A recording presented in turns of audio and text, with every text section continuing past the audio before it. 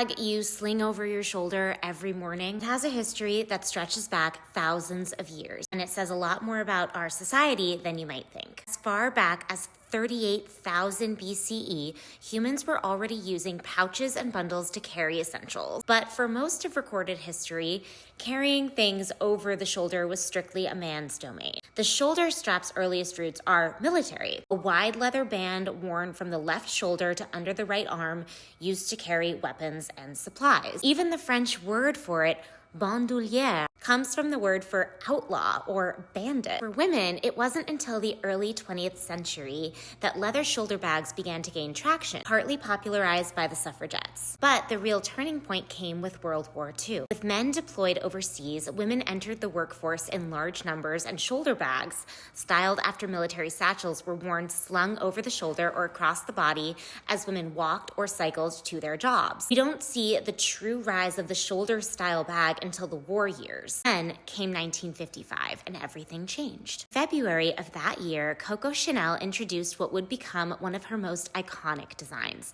Not the most iconic. The 2.55, named for its birth month and year. The bag was pioneering for incorporating a shoulder strap. Chanel herself put it simply, "I got fed up with holding my purses in my hands and losing them, so I added a strap." A feature we take for granted today was, at the time, considered almost like scandalous. In the 1960s, women reclaimed the shoulder bag as a symbol of counterculture, a down-to-earth pushback against the plastics and structured formality of the space age. Hippie culture brought fringed suede, hand-tooled leather, and macrame shoulder bags in all sizes. By the late 1970s, the shoulder bag made a full comeback, now loaded with pockets, zips, and functional features designed to equip women for anything the new feminist world might throw at them. The 1980s brought designer logos and power dressing. Brands like Gucci, Louis Vuitton, and Chanel had their moment as monogrammed bags became more status symbol-y. The shoulder bag was no longer just practical. It became more of an identity. Today, the shoulder bag is universal.